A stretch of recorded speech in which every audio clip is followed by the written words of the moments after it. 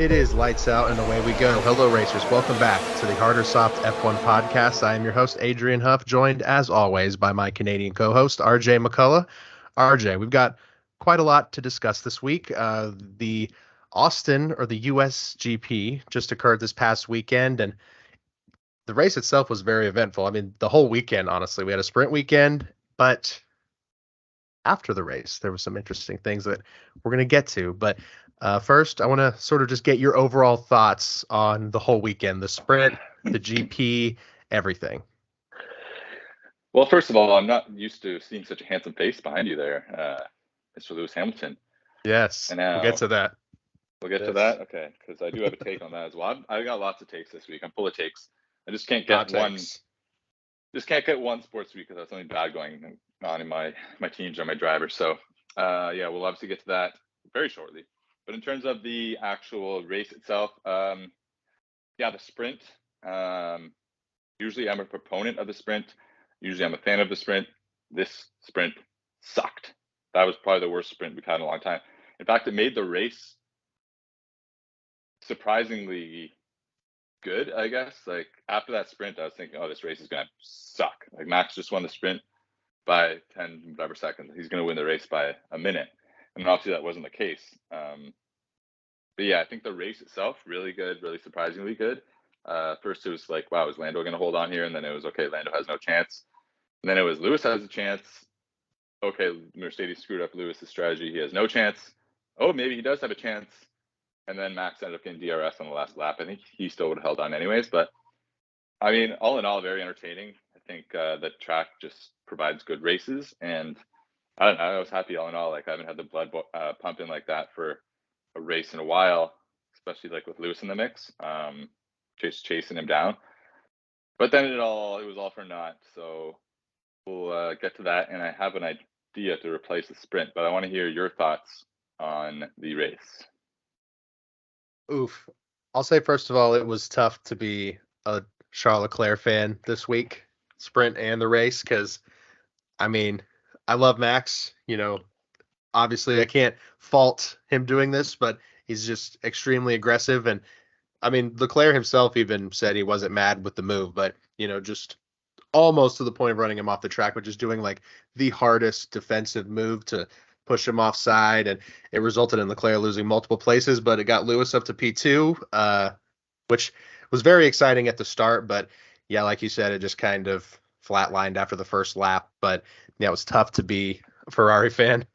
We'll get to that in a second. But I agree with what you said. We've had some pretty good sprint races this season, but this one I felt like really exposed some of the weaknesses behind just the format itself.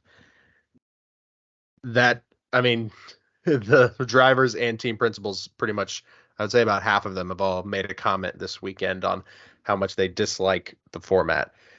Some have asked for a change or encouraged change, and some are like Total Wolf are just saying just should be scrapped altogether. He is not a fan of the reverse grid order idea, like Yeah. Carlos says, for example. But yeah, it was just really, really boring, and which again is surprising. We've had so many good sprints this season because that's what happens when you just put a race with no pit stops and don't need to go through the whole format or whatever. But yeah, I don't know. It was a little bit disappointing, but the race itself, like you said, was very entertaining. I wish Mercedes had just had a little bit tighter pit stops and a little bit better strategy calls, because I think Lewis would have for sure won.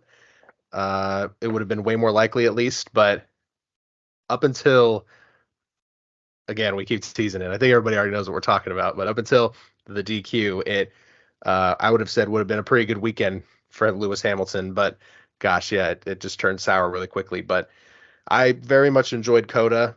It's, yeah, like you said, great races, but yeah, I don't know. I feel like I'm just with Leclerc and Hamilton. It's just kind of coming away just a little bit sour, just like, that blows. Yeah, like especially in terms of Lewis trying to catch Checo for second place. Not ideal in terms of that. And I do have some opinions on the DQs in general. Not that I disagree with them, but just I'll talk about that in a minute, but I have an idea. We've been talking all year about the sprints, whether we like them or not, what we should do. And the reverse grid was kind of the prevailing opinion if amongst most people, I think, if we're going to switch. But I think Toto kind of makes a good point that like this isn't like F3 or F2 or somewhere where you're trying to give everyone on the grid a showcase. Like this is F1 and teams aren't good enough. They're just not good enough. We don't need to be kind of trying to help them out. I think he said like then you're putting entertainment before sport, where the sport should come first and the entertainment follows. So I think that's a good point. I hadn't really thought of it that way. But my idea that I would like to see, I don't know how feasible this is, but I had to write it down because hopefully you'll be able to follow me. So my idea would be that they have 4 sprint races, or we're going to call them sprint races, but they're not really sprint races. 4 sprint races throughout the year. One at like a quarter of the way through, halfway through, 3/4, and then the end. The first one, you have all 20 guys. You split you take the order of the standings. Number 20 versus number 1. And they each have 5 minutes on track. And whoever sets the fastest lap moves on to 19 versus 2, all the way down. So you have 10 matchups. The guys who win those 10 matchups, they advance to whatever the second sprint race is. Plus you have 2 wild cards for whoever has the fastest lap that didn't win their heat. So you've got 12 guys that advance to the second sprint race, which will be halfway through the year. And then you do it again. You have 5 minutes head to head. Oh, okay, I you see. Get three guys come out of that plus another wild card. So you have 4. The third one, you have those 4 guys. You have 2 head-to-head matchups, and you can do 10 minutes for this since it's taking up less time. And then at the final race of the year, you have the 2 top guys, each having whatever 10 minutes, or you can even do a straight up race head-to-head. And the winner gets $1 million.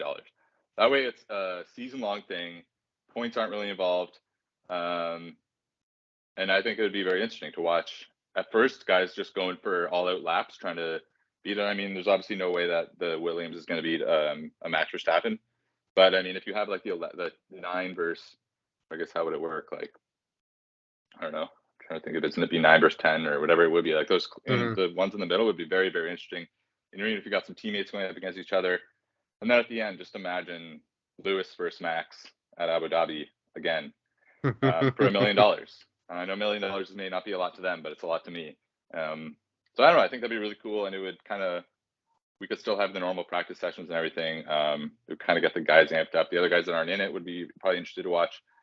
So that's my idea to replace a sprint. What do you think? I think it's definitely interesting. The only thing I would just be wondering is where the prize money would come from. I guess it could come from the overall pool, from all the sponsor money and all the revenue. It's definitely an interesting idea. I like the idea of it being sort of like an overarching like results over the season culminating in the final race. I think that's a really cool idea. Way better than, I don't know. I've been seeing some things about like having a separate championship for the sprint, like holding separate points. I really don't like that. I don't think that's, I don't know. I just think that's a bad idea. But yeah, I think if you could do, like you said, find a way to have it sort of last throughout the whole season, maybe head to heads, and it'd be tough because then I guess would the guys who get knocked out, they would just have nothing to do, or would they still get practice? Yeah, okay. Yeah, they could maybe just get more practice time or something. That'd be something they could work out. But yeah, I think the idea of kind of narrowing it down in a season-long race, because yeah, like you said about the sprint, I don't think guys would really care to win the season-long sprint championship if it was just normal sprints, and then and it would, like, obviously whoever wins the normal championship is gonna, like, let's say in 2021 Lewis won the sprint championship but lost the actual championship. That wouldn't make it any better, Yeah, no, not at all. But in my idea, at least I get to see him beat him head to head. I would like somehow maybe figuring out a way to make, I guess that almost kind of falls in line with what Toto says and how it's more for entertainment than sport. But if you could somehow find a way to just fully level the playing field, I guess then it would fully just be about athletic ability, and we get all the, like, somehow, I don't know how you would do this, but I'm just trying to think of ways to make maybe the lower level drivers have more of a shot than going up, if Nico Hulkenberg gets paired up against Max Verstappen, Because yeah, Max makes like 50 million a year as his salary, something crazy like that. But Logan Sargent, for example, I think he's only getting paid like $600,000 or $700,000, which is still for me would be a life changing amount of money. But in this grand scheme of the sport, that would be like more than his whole yearly salary. So yeah, Yeah, I mean, I like that idea a lot. let's go. You came around on it. And yeah, the other thing with like Logan Sargent, I remember with Nick DeVries, guys sort of almost like sell off, almost like in a poker tournament where guys will sell off a percentage of their stakes to get, like he'll say to someone when he's in F3 or whatever, I need sponsorship money. If you sponsor me, then going forward, I'll give you 10% of my future earnings or whatever the case may be. So even if a guy like Logan is making 600,000-700,000, then you got the tax man and you got people you got to pay off, like, and all that. I'm sure all this travel and stuff's covered, but I mean, it's not as lucrative as it seems, unless you're Lewis Hamilton or Max Verstappen, of Yeah. course. But yeah, in terms of the disqualifications, I have spent so much time trying to figure out I mean, I knew what a plank was, but now I really know what a plank was. I know how they measure it.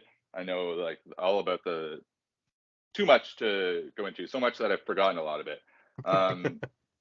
But the main issues I have, I mean, one, I think it's a little strange that they only have 1 millimeter between it being perfectly fine and off. Like it's a 1 millimeter gap that they have. This was a very small margin.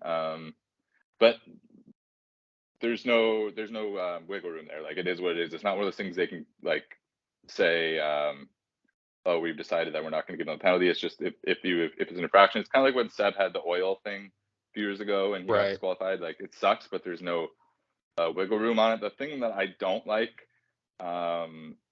is that they measured 4 cars, and so Max, Lando, I could be wrong here, but Max, Lando, Charles, and Lewis. It just so happens to be that those were like the top 4 cars. But if half of those cars weren't up to regulation, at least they should at least be testing the teammates of those guys. Like how if one Mercedes car is set up like that, chances are the other Mercedes car is set up like that. Same with the Ferraris. Now Carlos Sainz is getting a podium. He seems to get podiums, like I think of all of his podiums, like 80% of them, he hasn't actually been standing on the podium to Yeah. receive a trophy. I think Which he's is kind of gotten funny 4 that, now. yeah, it's kind of funny that it always just keeps happening to him. It's But it seems like if half the guys' cars that you tested, and their excuse for only doing 4 is that they don't have the time to test all the cars. I mean, this is the top motorsport in the world. Hire more people to test the fucking cars. yeah. So then that makes me think, like, if only testing 4 cars a race, you could kind of roll the dice and just make your car legal for a week and hope that they don't test it. And yeah, it just seems asinine. The craziest thing to me is that they don't, if they're testing, if Lewis's car comes back, or let's say it was George's car comes back non-compliant, then they should be an automatic check of the other teammate's car. But that's kind of my main takeaway. Obviously, it sucks 2 weeks in a row for Lewis not to get any points. Cutter was, we talked about it last week, but he said it was his fault, so we'll take that at his word, even though I kind of disagree. But this one, like, he had an incredible race. Like, there's no denying he was either the first or second best driver on track that day between him and Max. I mean, Max, all credit to him, great drive coming back from 6th to win, and dealing with some issues as well. But that was like Lewis he was stonking. He was out there just like, it was amazing to see him again like that, and then just so deflating. And the fucking way the FIA, actually, I know I'm rambling here a bit. I'm almost done. But the way I found I out, love it. because obviously we saw the posts start coming up, like there might be an issue with the plank, blah blah blah. And then it was kind of quiet for a little bit. We were waiting, and I was thinking like, oh, it's going to be another one of those ones where they just kind of let it go and maybe give them like a grid penalty or a reprimand, whatever. Mm-hmm. And then you texted me because we were playing F1. Shout out me for just dominating our F1 season right now. Absolutely crushing it. But yeah, you texted me and said no penalties for Charles and Lewis. Like I let it go. So I'm like, yes, okay, phew. And then we're playing. And then we finished our session. I look back on my phone, and you texted me again. Disqualification for Lewis and Charles. Both And I of thought them. you were joking. At first, I was like, this motherfucker, I'm going to knock him off the road next race. And I checked Twitter, and yeah, disqualified. So just like such a roller coaster of emotions, and not a great spot for a Lewis fan right now. No. And multiple accounts and sites were saying that there was no further investigation needed, or that there No, it was was you. no You fucked me. there's no disqualifications. I saw multiple posts saying that, including a very big F1 journalist who I'm not going to call out because I like him, but they are on Drive to Survive. That's all I'm going to say. It's not Will Buxton. Okay, I was gonna say let's blame it on Will. Honestly, I think I might have seen That guy's something from him frustrating. too. Like they're always jumping on the news trying to be the first tweet. But Mhm. yeah, I was like, I've almost like dropped my phone. I was like, what the fuck's going on? Because I see no penalties or no disqualifications for Lewis or Leclerc, and I was like, oh, okay, there we go. And then 30 minutes later, I'm like, just how does that? I guess I don't know if it was like a false leak or what happened, but yeah, I'm fully with you about testing their teammates. I mean, yeah, it's really funny that Carlos has another post race podium. Very, very funny. His first podium was done that way too. If you've seen Drive to Survive, everybody watching, then you probably have seen that moment in Mhm. Austria, I think. Uh, but yeah, I don't know. Like you said, kind of shocked that Lando, I guess it has to do with how low they were running the setup and ended up. Yeah. So are they measuring like the sides? Did the sides just get worn down? So there's 4 points that they measure on the plank, Oh, and okay. the both Lewis and Charles, it was the rearmost hole. Pause. The rearmost hole was not regulation, but yeah. So apparently, in after because also it's the sprint race weekend, so they really only have one session to get the setup. It Mm, goes into Park Firm or whatever it's called yep. after FP1 for the sprint race. So after free practice one, Lewis they looked at the under the car and there was they had no damage at all. Like it was completely untouched. So they said, okay, we can lower the ride head a little bit. And then over the Mm, course of the combination of the sprint, another qualifying, and then the race, plus it was windy and the track was bumpy to the point where Max was saying that it's like I forget which form of racing he compared it to, but not a good one. So which is strange because there's no real reason. It's such a used track. You'd think it'd be in better shape, but yeah, like a lot of factors led to the the damage, and I think a lot of guys are saying that they should kind of reopen Parc Ferme after between the sprint race and the race. It would also give guys a better chance to set up their car for the sprint race if they wanted to do so. Um, but that's out of my jurisdiction. I don't know about that. I did just get a new phone case though. ooh, damn! Look at that. That's Says, okay, clean. Lewis, it's hammer time. I like the wallpaper though. I just got a quick peek at it. Oh, the bogey? Yeah. Yeah, sweet doggy.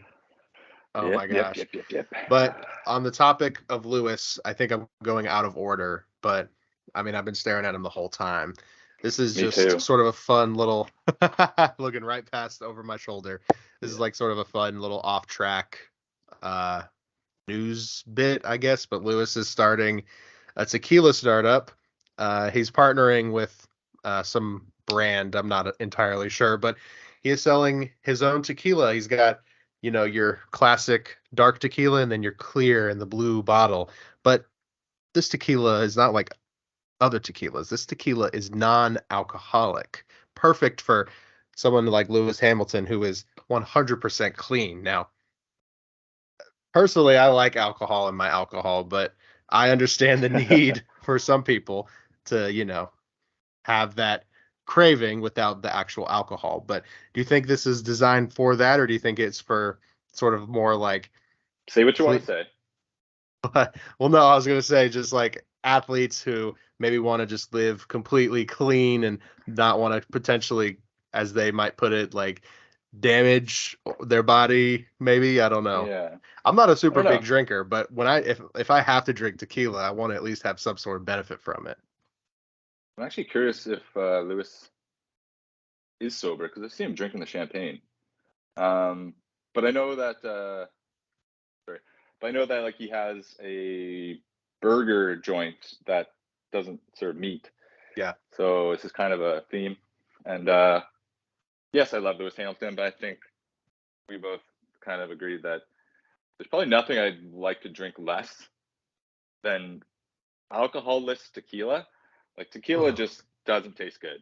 It does not taste good. I've had good tequila, I've had bad tequila. Yes, sure, there's a difference, but at least for my taste buds, certainly not good enough to just be drinking on its own. So I will not be having a meatless burger with a tequila-less tequila. So yeah, I mean, from bad to worse for Mercedes this week. I did see it's like the only alcoholless tequila to have like agave or something in it. So I don't really know. It's Maybe made it'll, like tequila, just not fermented, I yeah, without guess. not fermented, which fermentation is a gross process in itself. But It is. this isn't a science podcast. But yeah, it's No. I don't know, kind of a bit of a strange move. He looks good. He looks good in the picture. The bottle's cool. The name Almade, I mean, it's fine. I think the only thing though, like one, I said this is gonna be a good punishment for us next year when we get back to our race punishments. One of us is gonna have to do a shot of this. Oh But yeah. I think I'm just gonna just to support Lewis, I'm gonna buy this and then just pour tequila into it or vodka or something. Yeah, there you go. Like add the alcohol to the non-alcohol drink. But yeah, I'm gonna loop this back into whether it was a good or bad week for Mercedes. I'm curious to hear your opinion. I'll let you go first. Was this a good week or a bad week for Mercedes? So the DQ definitely throws a wrench into things. I would say you have to take that into account, but I'm going to say it's very, very close to that in itself is a disaster. And I guess it is on the team for screwing up the setup. I'm more concerned with, the not great strategy calls and the slow pit stops, but I'm gonna say I'm gonna lean towards not great, but I will say there are positives because I'm trying to rationalize it in my head, but there's more cons than pros this weekend. But the upgrades are for sure a big step forward. I know this is like the last major upgrade from them.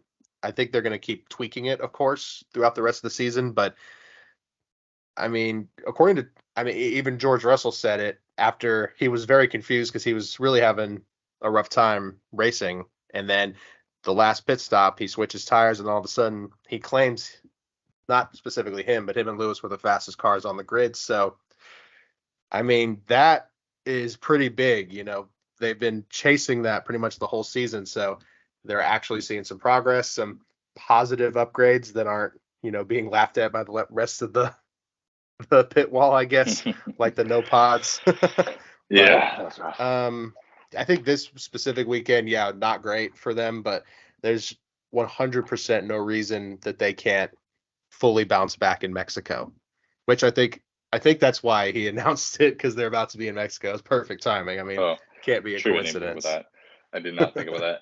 Yeah, I think I mean Toto had a quote that they were the fastest car on track, which I know you didn't like. I actually didn't necessarily disagree with what he said though. Like Lewis should have won the race, whether they were technically the actual fastest car in terms of kilometers and miles per hour. I don't know, probably not.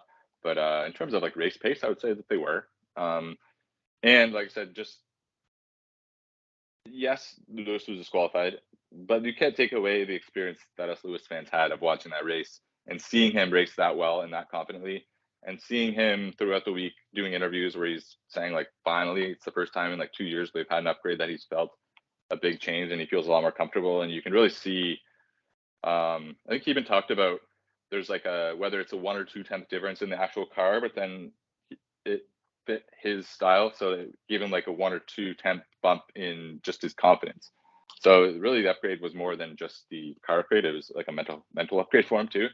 So in that Hmm. sense, I think it was a really good week for Mercedes. Obviously, it doesn't reflect on in the standings, um, but I don't know. It's tough because as much as I want him to beat Checo for number two, it's sort of like just trying to find something to root for. I mean, does it Yeah. really matter if he comes second this year? No. Like if they were battling for first place and this happened, it would be a disastrous week. But since I'm just kind of trying to look at the bigger picture and just trying to hope and somehow will them to be closer next year once we arrive in Bahrain.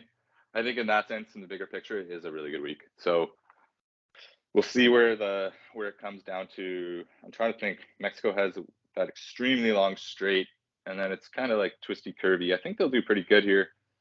I don't know. It's hard to tell. I do have a race.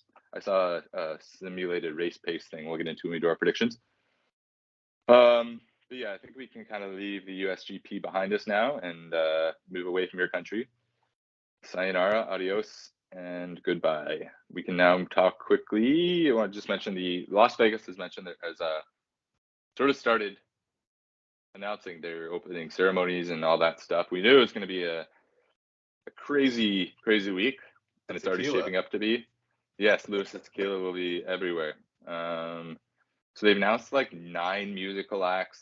I did a TikTok about this, but it didn't do very well. So I'll just read it That's again here. TikTok for you.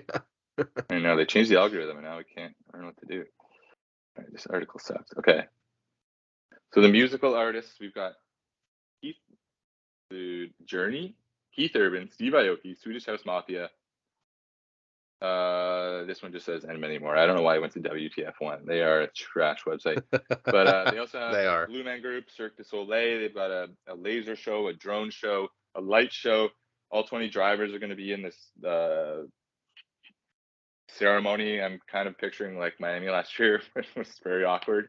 And It's gonna be great. yeah, and then at least they're doing it on the Wednesday, so it's not really going to interfere with on track stuff. I don't know. I don't know. This week is setting up to be a bit of a disaster. I think the videos coming out of them setting up the pit walls and the grandstands and just the traffic that they're causing and the absolute hatred and disdain that people that live in Vegas are having a few weeks out already for this thing. I don't know. I hope it goes smoothly. Just, I don't know. They're trying to make it the new, like the Super Bowl of F1, I think. But with the season pretty much already over Yeah. and like nothing really to race for, it being in the middle of the night in America and Canada, which is supposed to be the main Yes. audience, The there's just a hell. lot of things that are, I don't know. I know once it comes, I'm gonna get myself hyped up for it. I'm gonna watch all these things. I'm probably gonna laugh at it.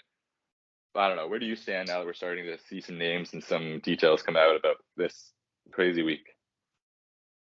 First of all, if you live in Vegas and you complain about traffic, I don't know what to tell you, you know. Good point. But I understand how it could be incredibly frustrating. I mean, ooh, travel around there is definitely a nightmare, but during the weekend, it's probably going to be non-existent. Like, I don't even understand how people are going to get to the hotels from the airport. It's going to be insane. I'm excited to see just the spectacle of it. I don't even know, like, I can't even picture logistically how it's going to work. Like, they're taking up so much road, like, that's just Yeah. completely blocked off. Like, how is anything going to run or be open? Like, it's just going to be a crazy. So, very glad to not be there. I for sure would be there if I had the opportunity to be, to have gone. Yeah. But yeah, I think for sure I hope it's going to be able to be refined a little bit over the years because I don't remember how long they signed a contract for. I remember it being a couple of years at least, if I remember correctly. But yeah, Miami, the first year was a little bit of a cringe fest with all the fake water and stuff. But I thought this year I actually really, really enjoyed Miami. So hopefully it's something that can eventually become something that actually benefits the city rather than cripples it. Uh, but yeah, it also kind of defeats the purpose when your championship has been over for a month or two. So I don't know what to say about that. Yeah. I agree, but we'll see. I mean, it might be something at least to send us off for the season. Who knows? Yes, definitely. I don't know. I think that it's gonna be interesting because we'll talk about the crowd reaction in Austin because I want curious to see how the crowd reaction is gonna be in Mexico, but they're gonna be cheering for Lewis a lot more than for Max, and Max just won his 3rd title in a row, so a bit strange. But that's just gonna happen. You were telling me earlier something about Christian Horner commenting on Yuki Tsunoda. What was that? So yeah, Christian sort of made a statement. I think somebody asked him. I know Checo's future has been a huge topic in the media. So somebody asked Christian sort of who would necessarily be in contention if and when Sergio Perez leaves that seat. And they asked if Yuki Tsunoda was even in contention, if, he was just sort of, or they just sort of asked what his opinion was on the driver. And he said that he's absolutely in contention for the Red Bull seat, that he wouldn't be in AlphaTauri right now if he wasn't either being prepared to potentially take that seat or just being watched. But yeah, pretty much all to say that it's possible Yuki could be promoted to the Red Bull seat one day, which is very exciting for me. I think it's a little bit interesting, the timing, because there's been a lot of rumors that Yuki Tsunoda could be going to Aston Martin in the future once Lance Stroll inevitably dips out of there. Because Honda is going to be partnering with them in the futures, and he's got links to Honda. But I don't know. I think seeing Yuki in the Red Bull would be. I feel bad saying this, but they're going to have to adjust the chassis quite a bit, obviously, to get the pedals up. But I'm personally, I mean, I obviously would like Daniel to. I'm the fanboy that wants to have the Daniel Ricciardo reunion at Red Bull. But if he just drives it AlphaTauri a couple of years, if the AlphaTauri is at least competitive, I won't complain or turn my nose up at that. If it means Yuki is the one that gets promoted, if we had put Liam in AlphaTauri and have either Yuki or Daniel as his teammate, and put the other one in Red Bull with Max, and you'll have a happy boy in me. That's all I So want. answer me this: if you could choose, and I want them ranked because I think I know who the top and bottom are, but if you could choose the Max's second driver for next year, rank them between Sergio Perez, Daniel Ricciardo, Liam Lawson, and Yuki Tsunoda. Oh, this is definitely gonna probably not bode well with a big chunk of Formula One fans, but I don't want Checo to stay. He's just been so unremarkable, and I don't dislike Sergio Perez. I just feel like his time's up, and I if he sticks around next season, I think it's only because Red Bull don't want to deal with paying him out of his contract because he's done nothing to personally. I don't think he's deserved or done anything to deserve getting that seat next year. So he's at the bottom of my list, and definitely Lawson. It's too early to promote him to such a crazy seat right off the bat because he actually had a little interview where he feels unfulfilled with his time in Formula One this season because he had quite a few technical issues with his like drinking tube and the car itself, and also the bad conditions, and of course only getting to drive what was it 4 races or something like that. He wants more, so I want to put him in the AlphaTauri. Oh, it's tough. I'm full bias aside. I would put Yuki Tsunoda in the Red Bull. Wow. All that to say that I would be very happy if Daniel got to go back, but Yuki's done a pretty good job. You know, if you look at his Formula 2 career, he's been doing, or he did a really, really great job. Really, really fast race car driver. And I don't know. I just feel like he has the potential to just be a freaking hornet out there. I almost said little hornet, but he's just a hornet, you know, in the best way possible. I'm Yeah. saying that all. Yeah. I want to see him in that seat because the AlphaTauri is supposed to be. I mean, they're adopting Red Bull colors next season. They're going to be taking development from Red Bull, so the car is going to be a lot better. It's not necessarily a death sentence as far as your season goes to be put in that car. Yeah, I agree. I thought they were announcing the new sponsor name for AlphaTauri. I thought they were doing it Yes, last week. they were Maybe supposed they'll do it to. this week. Looking forward to that, though. I think it's going to be interesting. I'm also was thinking a team like Andretti potentially coming in, or a Haas, someone that needs money. Um, Adidas. You want Adidas? I kind of think Hugo Boss would be pretty cool. It would Adidas would be. be cool too, though. They Just in both terms of are like cool delivery. options. Yeah. But I think another team picking up Checo could be really good for sponsorship because he just naturally comes with such a big fan base. I'm actually impressed because, like, I don't know, when like in the US races, Logan Sargent is getting a crazy, overwhelming support. Not like he's getting his support, but it's not like crazy. In Canada, Lance Stroll's certainly not getting any sort of cheers, like crowd, like going nuts for him. But they really do support Checo, and I know he's on a top team, but yeah, good for him in terms of that. And I think he could bring good sponsorship to another team if he does get let go from Red Bull. But that remains to be seen. Yeah, Um, he deserves a but seat for sure. yeah, I agree. Unless he wants to retire, which I'd be fine with that Oh too. yeah, of course. But yeah, I guess that brings us right to the next topic, which is kind of alluded to it. Max getting booed quite a bit, and there being chants in Austin, Texas, of Checo, Checo, Checo. I wasn't sure if they were saying Lando or what, but it was Checo. and Checo wasn't even on the podium. So they're getting ready. It's going to be pretty feisty this week. I saw one of the main Mexican newspapers had a headline that basically translated to Max and it said like Max and Marco, and then like Bull and Checo race and then get out or something like that. Like basically that they're pushing him out the door. So Yeah. I think, and I saw another one that Max has hired bodyguards for this week. So for his own teammates, yeah, it could get a little spicy, especially we have a repeat of Brazil last year where he doesn't let Sergio go through. I don't think there's any chance, quite frankly, there's a chance. I really don't think Checo is winning this week. I don't even know if I kind of like there to be that little bit of drama. Like I would love a scenario in which he's coming up on the back to Max.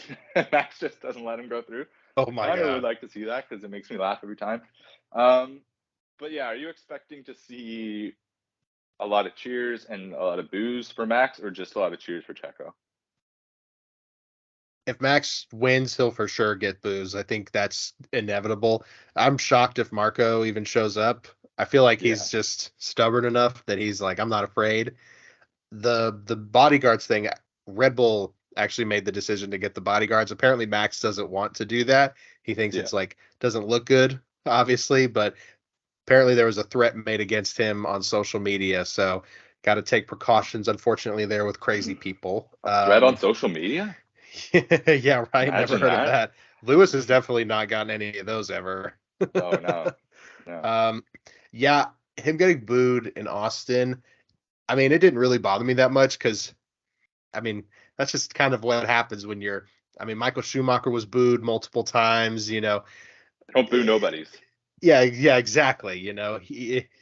They're booing you because you're doing so damn good. They booed Lewis when he was winning every race too, so it happened. And not that I think it should play into it very much, but in Texas, there's a very high Hispanic population. So I think there were a lot Yeah, more Checo fans at that race. So for sure, for I sure. think they were just voicing their support for Sergio. But yeah, it's very impressive how many fans Sergio has garnered. I mean, I think I don't know if it's just racing or Formula One, but I think Mexico values the sport a lot more than America or Canada does, at least at this time, maybe.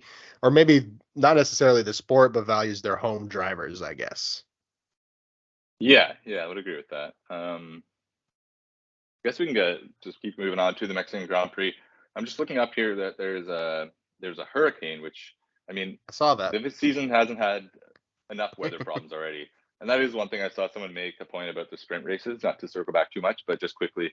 A lot of the reason the initial sprint races were good was because there was weather problems and stuff like that. It wasn't because the cars were actually close. It was because there was rain or whatnot. But Makes we're already done sense. with that topic. So Hurricane Otis, which is heading towards the coastal areas of Acapulco at the time of reading, seems just short of reaching Mexico City, and they're expecting that once it makes landfall, it's going to kind of dissipate a little bit and get smaller. But there's a good chance that on Wednesday, Thursday, or I guess today's Wednesday, Thursday, Friday, potentially Saturday, it could rain, but it doesn't look like it's going to rain for the GP. I mean, it's hard to ever know. I think if anything, maybe a little bit more wind. They also have, now this makes sense, but I saw that they were saying that the tire deg here, in terms of the car sets up aerodynamically very similar to last week, but the tire degradation is a lot less because of the I was doing so well there, and I just forgot the last word. Because of the elevation, I guess, like Yeah, they're so high above sea level that it affects the tire degradation, which so the tire deg is a lot less. Is that all that I would to have say? never guessed that. That's I interesting. know.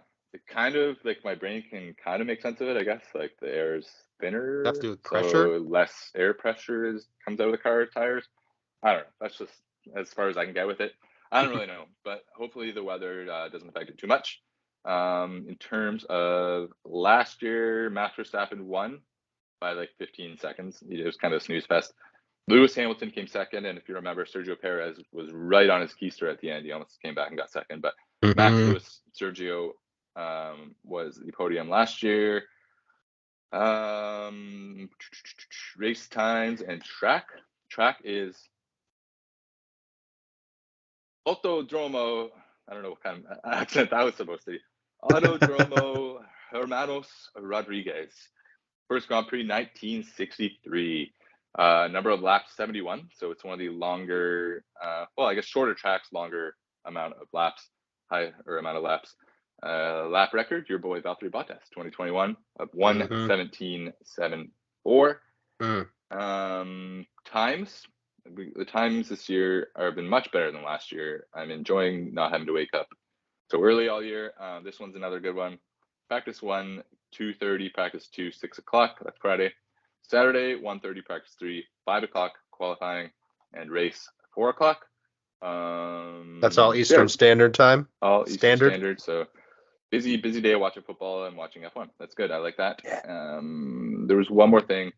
I'm kind of curious what you think about this before we get to our predictions. The future of the event. I saw Checo's dad saying that he has a very strong indication, or basically he's saying that as of 2025, the race will be probably held in Cancun, which I think is cool from our perspective, because I think it'd be cheaper for us to go to a F1 race in Cancun than it would be to go anywhere in the US in terms of affordability. So that would be cool. I don't know, though. I'm thinking once Checo is out of F1, are they even going to race in Mexico? Because the track's not the best. It's not the worst. It's not the best. It gets a good turnout because Checo's there. I don't know historically how good of a turnout it would be, or if it's a big money maker. But there just seems to be so many places that want to get on the calendar that I could see it maybe dropping off after Checo leaves. But I'm indifferent. If it stays, it stays. If it goes, it goes. But I think it would be kind of cool to see it go to Cancun. I mean, I told myself last time I went to Cancun that I would never go back. But if they have an F1 race there, hey, I'll go back. So yeah, what do you think of all of those comments? Is there a particular reason it's leaving Mexico City? I have no idea. I just saw just logistic reasons, I guess. Interesting. I guess, yeah. There's so many factors that go into a track being on a Formula One calendar. There's the people that own the track, the people that run the track, people that manage the track. It's ridiculous.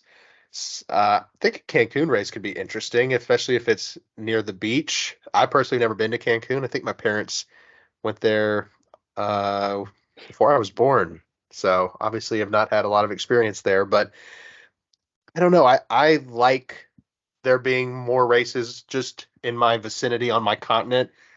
I just kind of, I don't know what it is. It's just Mexico's also, a very fan favorite track. I don't know how much of that is due to Sergio Perez fans. If he retires, if people would suddenly lose, or the amount of people would lose interest, would be interesting to see. Yeah. But if it's for sure not staying in Mexico City, then yeah, I mean, it sort of loses its history at that point. I mean, it literally does, Yeah. So I wouldn't necessarily be super gutted to see it leave, but I'm also very intrigued at a potential Cancun GP. I think that's interesting. Is Cancun, I mean, as friendly and careful as we can say this, is Cancun like a nice place? Is it nice? I mean, it's very. I think they make a lot of their main income is tourists, so they have a lot of nice it's a tourist place. They have a nice beach and all that stuff. So it's very touristy. I think Mexico City is like one of the highest populated. I could be way wrong, but I think it's one of the most highly populated cities, at least in North America. So it's probably. I would love to attend the Mexico. Not the best. Yeah, I would love to go. But Cancun, pretty easy to get to. It's very cheap flights and stuff. So I mean, I wouldn't be against that. But yeah, we'll definitely not. Yeah. So tequila. Tequila, get that on Mave. Yeah, in terms of this actual race week, we're still in Mexico City. We're still at the Hermanos Rodrigo Autodrome, and I just put the tweet in the notes so you can have a look as well. But there's they do these like race simulation things. I think you brought it up last week. Just in terms of race pace, Mexican GP race pace simulation prediction is that Red Bull will lead, and then Mercedes. I guess this is per lap. Mercedes plus 0.1. Now, I don't know where this comes from, but this person's pretty reputable. Albert Fabriga. I also saw the Red Bull. There's like a Red Bull RBR Daily or something. They posted it as well. Yes. But yeah, Mercedes plus a tenth. McLaren plus 0.2. Ferrari plus 0.2. Alpine plus 0.4. AlphaTauri plus 0.6. Alfa Romeo plus 0.6. Aston Martin plus 0.7. Haas plus 1 second. Williams plus 1.1. The Mercedes is right up there. They've now taken over second spot in terms of race pace, or maybe that's just quality pace. I'm not entirely sure, but yeah, and then McLaren and Ferrari tied. Almost as shocking as Mercedes taking over McLaren and Ferrari for second in a span of 1 week is Williams dropping to last at plus 1.1. They really fallen off a little bit. I thought they'd be kind of around, and AlphaTauri moving up. I thought Williams would have been right around like after Alpine. Yeah. Aston Martin's dropped down a lot too. Like it's just the bottom three is pretty interesting. You've got Haas, who were hyping up those Red Bull inspired upgrades, but now Gunther's like, I mean, it's going to take a few races to understand it, and by the time we do, we'll be on the next car. So why did we even fucking try? He's just banging his head against the wall. Williams is super disappointing. I mean, it's possible that, especially if they're going full in on next year's car, we may not see any more points for those two drivers, unfortunately. I mean, Albon does some good drives. Logan, by the way, first point. Yes. Oh my gosh. Yeah, I can't believe we didn't even mention that. Even though I guess it was through the confusion of the DQs, but Logan Sargent. He didn't get it in the race, but like Carlos Sainz, he was awarded some points after the fact. He got his first point in. Everybody said it was his home GP, but I guess Miami was also technically his home GP, home soil. So very cool for him. Because Piastri got his first points on his home soil as well. Oh, that's that was right. like the second race of the year. That's gotta be a pretty cool feeling. I'm not gonna lie. Yeah, for sure. But yeah, Aston Martin. I mean, that is just absolutely abysmal. Lance Stroll finally did a pretty nobody talked about his performance this past weekend. Started for the pit lane, getting up to P8. That's somewhat commendable, especially for him and especially in that car. So he gave it everything. Definitely wanted a little bit of redemption, and I say he earned at least that. Mercedes, if that's true, then we're in for a very, very good weekend. I mean, I've had this feeling that Lewis is going to get a win this season for a long time, even though I know you've also felt that. I felt it in Austin. I really felt like he was going to get the win, but unfortunately it didn't happen. I feel like it could happen here, or it could easily happen in Brazil, because Brazil is my choice. Yeah. If I could pick, I think that would be the most epic. Best track. That's his. Yeah, that's pretty. That even though Silverstone is his home track, Brazil is kind of his second home track. But I've got such high hopes for McLaren and Ferrari are kind of on the same pace. So, I mean, that top four is so. It's going to be so interesting to watch. I'm hoping Checo can have a satisfying weekend at his home GP as well. But yeah, this was what I was looking for on the last episode. I don't know why I couldn't find it. I saw this exact stat and I just couldn't find it again. But I think they take the simulation data from the previous GP. So this is all based on Austin. So if there's any tweaks or changes, could slightly go against this. But yeah, based on Austin, Mercedes are looking very, very good. So I guess that can factor into our predictions a little bit. Yeah, pretty exciting. I'm going to go, I think exactly the same as last year. Max, Lewis, Checo. I think that's this week's podium. Interesting. Yes. I would say it's inevitable Max will most likely win. And then I'll say Lewis and I'm going to throw in I'm going to say Lando, not Checo. Okay, I like that. I'm going to go a little bit crazy on that, but we'll see. I might actually feel bad for Checo if he crashes this week. If he just finishes bad, then he finishes bad. But if he crashes out this week, I'm going to feel a little bit bad for him. Just trying so hard. I know. He is trying. I'll give him that. I also just checked, because I remember like Brazil is traditionally a sprint weekend. And we have another sprint weekend next weekend. So that's 3 out of 4 weeks. That's insane. That's a little much. They have 6 on the year and 3 in a 4-week span. So that's a little crazy. But Brazil is another one like Coda that just kind of always makes good races. So we'll talk about that next week when we're back. But we're both expecting another Max win, but just hoping for a good race, something tight going through that last few turns there in the stadium section would be pretty cool. I think pretty much all I've got this week. Anything else from you? I don't think so. There was another update regarding Vegas. It has nothing to do with F1, but I guess we could talk about that next weekend. They're going to be building a new baseball park for the Las Vegas A's. So I guess we'll talk about that. I don't know if it's inspired by the new dome. It maybe I don't. It probably isn't. I think I've got that wrong, but we'll definitely talk about that next week. And we will talk about Brazil as well, sort of like we've done with Mexico this week, and we will recap Mexico as well and see if our predictions were right. But yeah, that's it for me. Do you want to take us out? Yes, as always, thank you everyone for listening. Thank you, Adrian. Go Lewis, fuck Max, fuck Christian Horner, fuck Helmut Marko.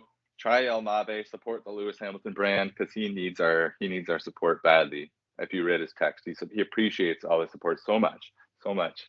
So He you're welcome, does. Lewis. Yeah, thanks everyone. Like and subscribe, all that good stuff. Yeah, we'll talk to you guys next week. Peace. Nice. And good stuff. Hell yeah.